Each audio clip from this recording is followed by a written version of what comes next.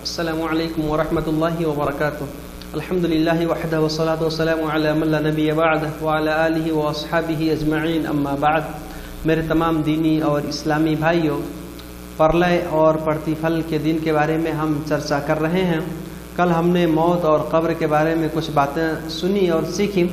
आज हम जिस बात पर चर्चा करेंगे वो है प्रलय का दिन और उसके चिन्ह, क़यामत का दिन और उसकी निशानियाँ, और इससे संबंधित जो बातें हैं आखिरत के दिन के बारे में, प्रतिफल और परलोक के दिन के बारे में इंशाअल्लाह बातें हम सीखेंगे। अल्लाह तबारक व तआला ने इस संसार को, इस ब्रह्मांड को सदा सदा के लिए नहीं बनाया है, बल्कि एक दिन ऐसा भी आएगा जिस दिन ये पूरा ब्रह्मांड, पूरा संसार समाप्त हो जाएगा, विध्वंस हो जाएगा, ख़त्म हो जाएगा। इसी दिन को प्रलय का दिन कहते हैं। जब प्रलय का दिन होगा, क़यामत का दिन आएगा, सारा संसार समाप्त हो जाएगा, पूरा ब्रह्मांड समाप्त हो जाएगा। और ये हक है, सत्य है, इसमें संदेह और शंका की कोई गुंजाइश ही नहीं है। क़यामत ज़रूर आएगी। अल्लाह ताला ने इरशाद फरमाया, इन्न साअत लआतियतुन ला रैब फीहा वलाकिन्न अक्सरन नास ला यअलमून ला युमिनून। अर्थात निस्संदेह प्रलय का दिन अवश्य होगा, क़यामत ज़रूर कायम होगी, इसमें कोई संदेह नहीं, कोई शुबहा नहीं, कोई शक नहीं। लेकिन बहुत सारे लोग ईमान नहीं रखते हैं। और दूसरी जगह अल्लाह ताला ने इरशाद फरमाया, वक़ाल अल्लज़ीना कफ़रू ला तअतीना अस्साअह क़ुल भला व रब्बी लतअतियन्नकुम। ये काफिर लोग ये कहते हैं कि क़यामत नहीं आएगी, प्रलय का दिन नहीं होगा। आप कह दीजिए कि वो ज़रूर तुम्हारे ऊपर आएगी, क़यामत तुम्हारे ऊपर ज़रूर कायम होगी, तुम्हारे ऊपर प्रलय ज़रूर आएगा। क़यामत ये बहुत करीब है। अल्लाह ताला ने फरमाया, इक़्तरबतिस्साअह, क़यामत ये बहुत नज़दीक आ गया है, बहुत नज़दीक आ गया है। और दूसरी के फरमाया, इक़्तरब लिन्नासि हिसाबुहुम व हुम फ़ी ग़फ़लतिन मुअरिदून। लोगों के हिसाब किताब का, लोगों के लेखा जोखा का वक्त नज़दीक आ गया, करीब आ गया, और वो लोग लापरवाह हैं, असावधान हैं और विमुख हो रहे हैं, अपने मुंह को फेर रहे हैं।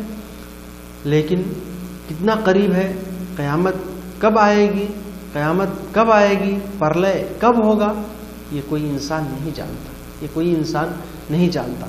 बल्कि ये एक आंतरिक ज्ञान है, एक रहस्य है, जिसका इल्म, जिसका ज्ञान सिर्फ और सिर्फ अल्लाह रब्बुल आलमीन को है। अल्लाह ने अपने अलावा किसी को भी इसका इल्म नहीं दिया कि क़यामत का असल वक्त कब होगा, क़यामत कब आएगी। अल्लाह ताला ने इरशाद फरमाया कि यसअलुका अन्नासु अनिस्साअह क़ुल बला व रब्बी लतअतियन्नकुम, यसअलुका अन्नासु अनिस्साअह क़ुल इन्नमा इल्मुहा इन्दल्लाह वमा युद्रीका लअल्ल अस्साअत तकूनु क़रीबा वमा युद्रीका लअल्ल अस्साअत तकूनु क़रीबा। ऐ नबी, ये लोग आपसे प्रश्न करते हैं, आपसे क़यामत के बारे में, आपसे प्रलय के दिन के बारे में पूछते हैं। आप कह दीजिए कि इसका इल्म तो अल्लाह के पास है, इसका इल्म तो अल्लाह के पास है, और तुम्हें क्या मालूम, शायद क़यामत नज़दीक ही हो। इस वजह से हमको इसके लिए तैयारी करनी चाहिए। मेरे भाइयों, क़यामत का वास्तविक जो दिन है, असल दिन है, वो तो हमको नहीं मालूम, लेकिन रसूल सल्लल्लाहु अलैहि वसल्लम ने हमको उससे पहले कुछ निशानियाँ बताई हैं। कुछ निशानियाँ ऐसी हैं जो गुजर गई, कुछ निशानियाँ जो आज हो रही हैं, उसके कुछ प्रमाण ऐसे हैं, और कुछ प्रमाण, कुछ चिन्ह, कुछ निशानियाँ ऐसी हैं जो आने वाली हैं, जो बड़ी बड़ी निशानियाँ हैं, जो भयंकर निशानियाँ हैं। इसमें से पहला ये है दज्जाल का आना।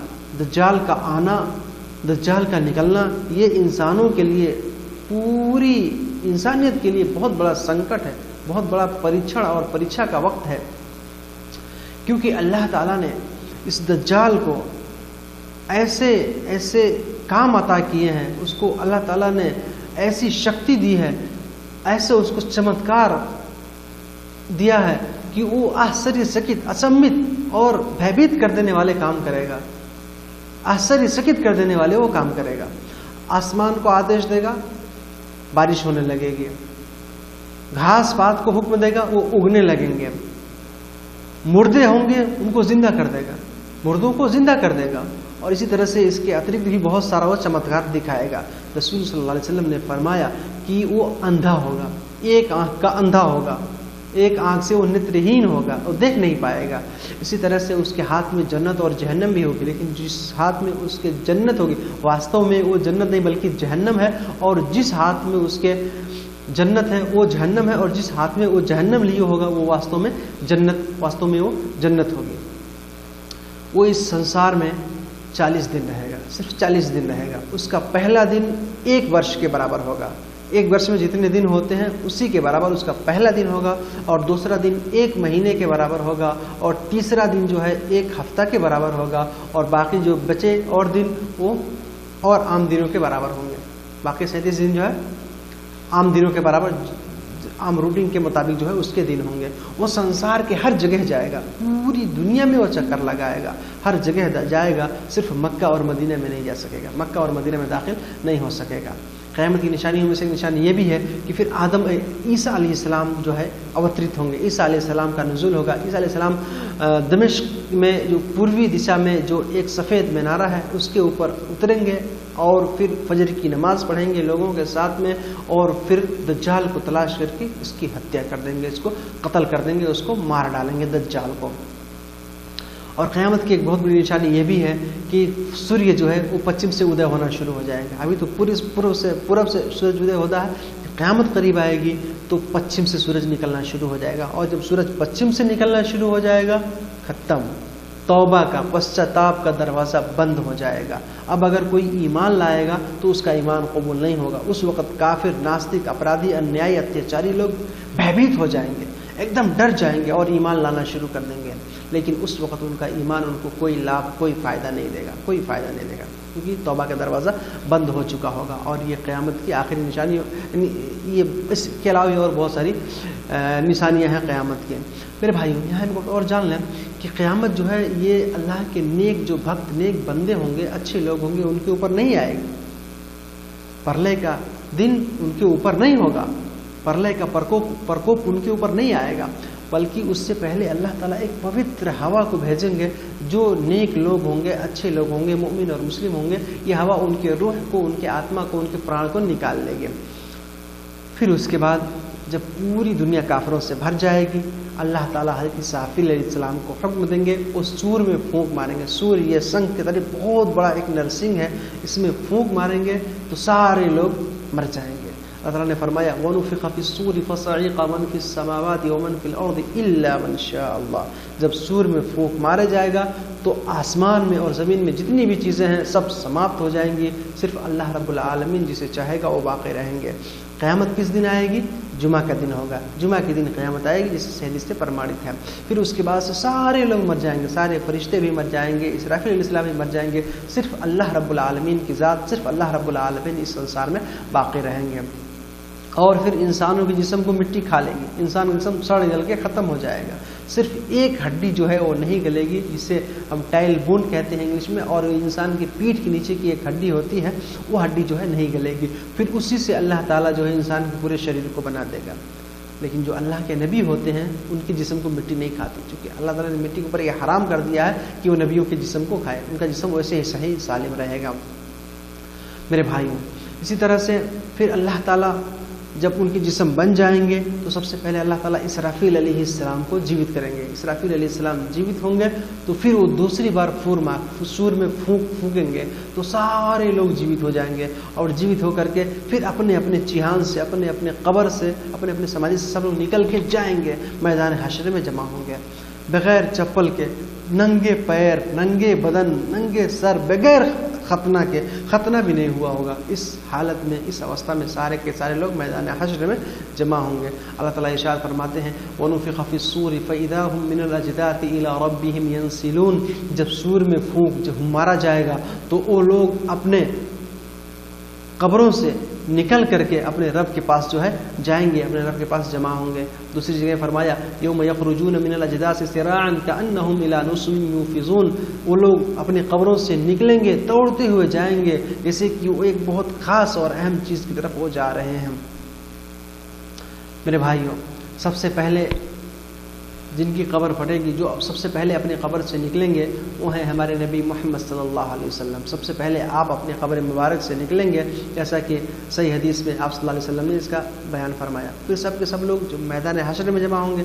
मैदान हश्र एक बहुत बड़ी वादी है, सब लोग, पूरी दुनिया के लोग यहीं पर जमा हो जाएंगे, और जो काफिर होंगे अल्लाह ताला उनको मुँह के बल चलाएगा, वो मुँह के बल जो है चल करके वहाँ पर आएंगे। जो अत्याचारी, अपराधी, अन्यायी और पापी लोग हैं, दुष्कर्मी लोग हैं, मुंह के बल चल के आएंगे। साहबा कराम ने पूछा, अल्लाह के रसूल ये मुंह के बल कैसे चलेंगे लोग? अल्लाह के रसूल सल्लल्लाहु अलैहि वसल्लम ने इरशाद फरमाया कि जो ज़ात उनको पैर के बल चलाने पर कादिर थी, वही ज़ात आज इस बात पर कादिर है कि अपने मुंह के बल चल करके लोग आ रहे हैं। इसी तरह से कुछ लोगों को अल्लाह ताला अंधा करके भी उठाएगा जो अल्लाह के स्मरण से, अल्लाह के जिक्र व अज़कार से दूर रहते थे।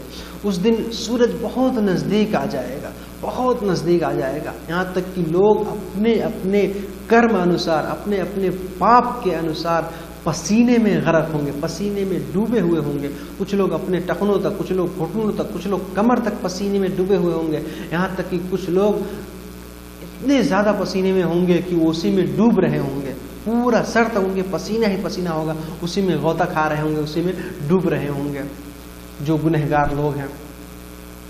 और उसी वक्त कुछ ऐसे भी लोग होंगे जो आनंद पूर्वक शांति से जीवन गुजार रहे होंगे, अल्लाह के अर्श के नीचे बैठ करके, अल्लाह के अर्श के शीतल छाया में बैठ के मस्ती कर रहे होंगे, आराम से बैठे होंगे।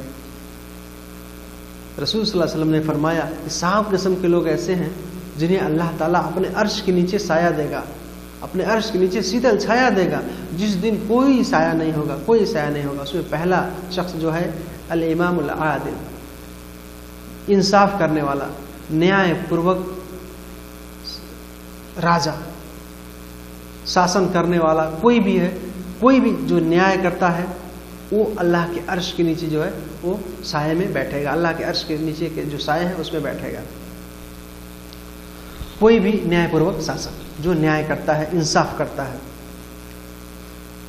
और इसी तरह से दूसरे नंबर पे ऐसा नौजवान जिसकी जवानी अल्लाह की इबादत में गुजरी हो, जिसकी जवानी अल्लाह की इबादत में गुजरी हो, उसकी युवा अवस्था अल्लाह की इबादत में गुजरी हो, ऐसा नौजवान अल्लाह के अर्श के नीचे उस शीतल छाया में बैठ करके आराम करेगा। तीसरे नंबर पे ऐसा आदमी जिसका दिल मस्जिद से लटका हुआ हो, यानी मस्जिद से इतना मोहब्बत करता हो कि एक नमाज के बाद दूसरी नमाज के इंतज़ार में बैठा हो, मस्जिद से उसका दिल लगा रहता है, ऐसा शख्स भी अल्लाह के अर्श के नीचे जो है वो आराम करेगा। और चौथे नंबर पे ऐसे दो लोग जो अल्लाह के लिए एक दूसरे से मोहब्बत करते हैं, अल्लाह के लिए जमा होते हैं और अल्लाह ही के लिए जो है वो अलग होते हैं। और इसी तरह से पाँचवें नंबर पे ऐसा शख्स जिसको बड़े कुल की, बड़े घराने की किसी महिला ने, किसी औरत ने दुष्कर्म करने के लिए, बेविचार गलत काम करने के लिए, मुंह काला करने के लिए बुलाया और वो ये कह दे कि मैं नहीं आऊँगा, मैं अल्लाह से डरता हूँ, मैं अल्लाह से डरता हूँ। और छठे नंबर पे वो शख्स जिसने सदका और खैरात किया, इस तरह से खैरात, इस तरह से दान किया, इतना चुपके से दान किया कि उसके बाएं हाथ को भी पता नहीं चला कि उसके दाहिने हाथ ने क्या खर्च किया है। चुपके से सबका खैरात करने में अल्लाह ताला बड़ा फ़ायदा रखता है और इसकी बड़ी अहमियत है। और सातवें नंबर पे जो है ऐसा इंसान जो एकांत में, अकेले में बैठ करके रोता है, अल्लाह से डरता है, गिड़गिड़ाता है और उसकी आंखों से आंसू आ जाते हैं, अल्लाह के डर से, अल्लाह के खौफ से उसकी आंखों से आंसू आ जाते हैं। ये आंसू अल्लाह को बहुत प्यारे होते हैं। ऐसा शख्स भी अल्लाह के अर्श के नीचे जो है, उसके अल्लाह के अर्श के नीचे उसके शीतल छाया में बैठ के आराम करेगा, जिस दिन कोई साया नहीं होगा। मेरे भाइयों, ये सिर्फ मर्दों के लिए खास नहीं है बल्कि औरतों के लिए भी है। अगर औरतें ऐसी नेक हैं, अच्छी हैं, तो वो भी इस मज़े को लेंगी और आराम से जो है वहाँ पे रहेंगे। मेरे भाइयों, उस दिन लोगों को बहुत प्यास लगेगी, लोग बहुत प्यासे हो जाएंगे। एक दिन 50,000 दिन के बराबर हो जाएगा। लेकिन ये दिन जो है मुसलमानों के लिए बहुत आसानी से, जल्दी से गुजर जाएगा। जैसा कि एक फ़र्ज़ नमाज पढ़ने में हमको वक्त लगता है, उतने वक्त में ये दिन जो है गुजर जाएगा। इसी तरह से सारे मुसलमान जो हैं वो रसूल अकरम सल्लल्लाहु अलैहि वसल्लम के हौज़ के पास जाएंगे। आप सल्लल्लाहु अलैहि वसल्लम हौज़ पे बैठ के अपने मुबारक हाथों से अपने उम्मतियों को, अपने समुदाय, अपने अनुयायी, अपने समुदाय के लोगों को पानी पिलाएंगे अपने मुबारक हाथों से। ये एक ख़ास चीज़ है जो अल्लाह ताला अपने नबी सल्लल्लाहु अलैहि वसल्लम को अता करेगा। और रसूल सल्लल्लाहु अपने सारे उम्मती को जो आपका अनुसरण करते हैं, आपकी इत्तिबा और पैरवी करते हैं, बिदअत और खुराफात से बचते हैं, ये सारे लोग जो है उस हौज़ का पानी पिएंगे। उस हौज़ का पानी दूध से ज़्यादा सफ़ेद होगा और शहद, मधु से ज़्यादा मीठा होगा और उसकी खुशबू जो है बहुत उत्तम और पाकीज़ा होगी। लोग उसको पी लेंगे, फिर उन्हें प्यास नहीं लगेगी। और जो उनके बर्तन होंगे, आसमान में जितने तारे हैं उससे भी कहीं ज़्यादा उनके बर्तन होंगे। मेरे भाइयों, फिर वहाँ पे मैदान हश्र में लोग बहुत दिनों तक जमा रहेंगे और प्रतीक्षा में बैठे होंगे, इंतज़ार करते, बहुत लंबा, बहुत ज़्यादा वक्त हो जाएगा, कोई सुनवाई नहीं हो रही किसी की। तो लोग हज़रत आदम अलैहिस्सलाम के पास जाएंगे, उस घाम में बैठे बैठे आदम अलैहिस्सलाम के पास जाएंगे और उनसे कहेंगे कि आप हम अल्लाह से सिफारिश कीजिए। उनकी सेवा में उपस्थित होकर कहेंगे कि आप हमसे अल्लाह से सिफारिश कीजिए हमारे बारे में। वो खेद प्रकट करेंगे, कहेंगे मैं नहीं कर सकता। फिर लोग नूह अलैहिस्सलाम के पास जाएंगे, फिर लोग इब्राहीम अलैहिस्सलाम के पास जाएंगे, वो भी ऐसे ही कहेंगे कि मैं अल्लाह से सिफारिश नहीं कर सकता, खेद प्रकट करेंगे। फिर वो लोग हज़रत मूसा अलैहिस्सलाम की सेवा में उपस्थित होंगे, फिर ईसा अलैहिस्सलाम की सेवा में, सारे लोगों के पास जाएंगे, लेकिन सब लोग माजरत कर लेंगे कि हम सिफारिश नहीं कर सकते। फिर सारे लोग हमारे नबी मोहम्मद सल्लल्लाहु अलैहि वसल्लम की सेवा में उपस्थित होंगे, आपके यहाँ हाजिर होंगे, आपकी खिदमत में आएंगे और कहेंगे, तो आप सल्लल्लाहु अलैहि वसल्लम कहेंगे मैं ज़रूर सिफारिश करूँगा। फिर रसूल सल्लल्लाहु अलैहि वसल्लम अल्लाह के अर्श के नीचे जाएंगे और सजदे में गिर जाएंगे, सजदे में गिर जाएंगे और अल्लाह का इतना जिक्र, इतनी प्रशंसा, इतना हम्द व सना बयान करेंगे, ऐसा अल्लाह ताला उनको सिखाएगा। अल्लाह की महिमा और गरिमा का बखान करेंगे बहुत ज़्यादा। अल्लाह ताला प्रसन्न होकर, खुश होकर कहेंगे, ए नबी, ए मोहम्मद, अपना सर उठाइए, आप सवाल कीजिए, आप मांगिए, आपको ज़रूर दिया जाएगा, आप सिफारिश कीजिए, आपकी सिफारिश कबूल की जाएगी। फिर लोगों के जो है हिसाब किताब शुरू होंगे और सिफारिश जो है शुरू होगी। और सबसे पहले जिस कौम या जिस समुदाय के का हिसाब व किताब होगा वो है उम्मत मोहम्मदिया, नबी सल्लल्लाहु अलैहि वसल्लम के जो अनुयायी और समुदाय के लोग हैं। सबसे पहले जो है हमारा हिसाब किताब होगा। सबसे पहले जिस अमल के बारे में, जिस कर्म के बारे में पूछताछ होगी वो है नमाज। नमाज अगर सही निकली, अगर कोई इंसान नमाज में सफल हो गया, कामयाब हो गया, तो बाकी के जो अमाल होंगे देखे जाएंगे और आसान होंगे उसके लिए। लेकिन अगर कोई नमाज में फेल हो गया, उसकी नमाज में कमी निकली, नमाज वो नहीं पढ़ता था, तो फिर उसका सारा अमल बेकार हो जाएगा, सारा अमल जो है बर्बाद हो जाएगा। चाहे वो जितना भी अच्छा अमल किया हो, अगर नमाज नहीं पढ़ता था, नमाज में कमी निकल गई, फिर बर्बाद है उसके लिए। इसी वजह से इंसानों से उसकी उम्र के बारे में पूछा जाएगा कि उसने अपने उम्र को कहाँ गुजारा। इसी तरह से उसके जवानी के बारे में पूछा जाएगा कि जवानी को उसने कहाँ खर्च किया। उसके माल के बारे में पूछा जाएगा कि उसने माल कहाँ से कमाया, फिर कहाँ उसको खर्च किया, कहाँ से कमाया, कहाँ खर्च किया। इस तरह से इल्म के बारे में पूछा जाएगा, ज्ञान के बारे में, उसने कहाँ से ज्ञान हासिल किया, उससे क्या फ़ायदा उठाया, उससे लोगों को क्या फ़ायदा दिया। ये सारे सवाल किए जाएंगे। और लोगों के जो आपसी मामलात, आपसी हुकूक और अधिकार होंगे, उसमें सबसे पहले जिस चीज़ के बारे में पूछ होगी वो है हत्या के बारे में। अगर किसी इंसान ने किसी को निर्मम हत्या की है, नाहक उसका कत्ल किया है, तो मेरे भाई उसके बारे में उससे पूछा जाएगा। और किसी ने भी इंसान एक दूसरे का हक खा लिया है, एक दूसरे के अधिकार को छीन लिया है इस दुनिया में, तो क़यामत में पूरा इंसाफ दिया जाएगा, उसका हक दिलवाया जाएगा। किसी का पैसा ले लिया, रुपया ले लिया, ज़मीन ले ली, तो उससे उसका हक दिलवाया जाएगा। और अगर वहाँ पे वो ना दे सकेगा और होगा भी नहीं, देगा कहाँ से, तो अगर उसके पास कुछ नेकियां होंगी, नेक अमल होंगे, तो उसको ले करके उस आदमी को दे दिया जाएगा जिसका इसने हक खाया है। इसकी सारी नेकियां छीन के उसको दी जाएंगी। फिर अगर इसके पास कोई नेकी भी नहीं बचेगी, इसके पास कोई नेकी नहीं बचेगी, तो उसके अगर गुनाह होंगे, उसके पाप होंगे, तो उसके पाप को लाके इसके ऊपर थोप दिया जाएगा, इसके ऊपर लाद दिया जाएगा। फिर इसका पूरा घड़ा पापों से भर जाएगा, फिर इसको जहन्नम में फेंक दिया जाएगा। मेरे भाइयों, लोगों का हक इसी वजह से बहुत अहम है, किसी का भी हक ना खाएं।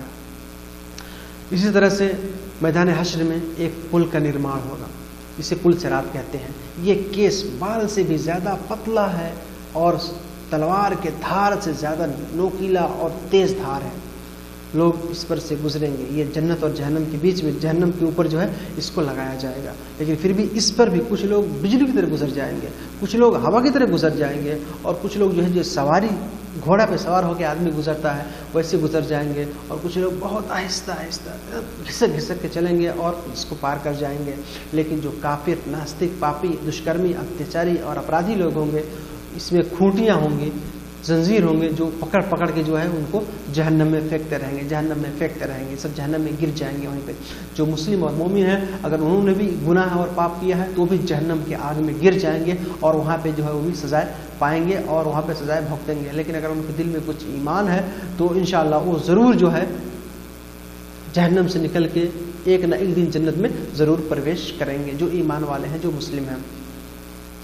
इस तरह से फिर उसके बाद जो अंबिया हैं, रसूल हैं और सदाचारी लोग हैं, महान पुरुष जो हैं, अल्लाह ताला उनको आदेश देगा तो वो लोग भी एक दूसरे की जो है सिफारिश करेंगे। जो नेक लोग हैं सब लोग एक दूसरे की सिफारिश कर लेंगे। फिर जब जन्नतियों को जन्नत में प्रवेश करना होगा तो वहाँ पे भी एक छोटा सा पुल होगा। जन्नत में प्रवेश करने से पहले उससे पहले जो है जो जन्नती लोग हैं तो एक दूसरे के अगर किसी के अंदर अगर किसी का कोई कीना कपट है, कोई डाह या ईर्ष्या है, कोई हसद और जलन है तो उसको निकाल दिया जाएगा, पूरा साफ कर दिया जाएगा। यानी जन्नत में सिर्फ वही प्रवेश कर सकेगा जिसका आत्मा एकदम पवित्र हो चुका हो, जिसका हृदय एकदम साफ हो चुका हो, जिसका दिल जो है एकदम साफ सुथरा हो चुका हो, किसी के खिलाफ कोई कीना कपट उसके दिल में, उसके हृदय में ना हो। फिर वहाँ पे ये समाप्त करके जो है जन्नत में लोग दाखिल हो जाएंगे। फिर जब जन्नत में दाखिल हो जाएंगे, जन्नती जन्नत में चले जाएंगे, जहन्नमी जहन्नम में चले जाएंगे, तो मौत को लाया जाएगा। मौत को एक बकरी की शक्ल में लाया जाएगा और जन्नत और जहन्नम के बीच में उसको कत्ल कर दिया जाएगा, मार दिया जाएगा। और ये कहा जाएगा कि देखो भाई, मौत को यहाँ पे कत्ल कर दिया गया, समाप्त कर दिया गया। अब ना किसी के लिए मौत है, आगे किसी के लिए भी मौत नहीं है, किसी को भी मौत नहीं आएगी, क्योंकि मौत ही को मार दिया गया है। अब मौत किसी को नहीं आएगी। उस वक़्त जो स्वर्गवान होंगे, जन्नती लोग होंगे, स्वर्गवासी, वो इतना खुश होंगे कि अगर उसके बाद मृत्यु अगर आती, अगर उसके बाद मौत होती तो वो खुशी के मारे मर जाते। लेकिन चूंकि मौत है ही नहीं, और जहन्नमी लोग इतने दुखी होंगे, इतने गमगीन होंगे, इतने उदास होंगे कि अगर दुख और गम की वजह से मौत आनी होती, मृत्यु आनी होती तो वो भी मर जाते। लेकिन चूंकि मृत्यु आनी ही नहीं है, इस वजह से मेरे भाइयों, जहन्नम और जन्नत का मामला बड़ा संगीन है, आखिरत का मामला बड़ा भयंकर है, प्रतिफल और परलोक का दिन बड़ा अहम है। हम उसकी तैयारी करें, वही हमारी वास्तविक ज़िंदगी है, वास्तविक जीवन हमारा वही है, हकीकी ज़िंदगी वही है। दुनिया में ये दुनिया हमारी कर्म भूमि है, यहाँ पे हम कर्म करने के लिए आए हैं। तो हम यहाँ पे अच्छे अमल करें, पुण्य जमा करें, पाप और दुष्कर्म से बचें, अच्छा अमल करें ताकि हम कामयाब हो जाएं। अल्लाह ताला हमको हर नेक अमल करने की तौफीक अता फरमाए। आमीन। अस्सलामु अलैकुम व रहमतुल्लाहि व बरकातहू।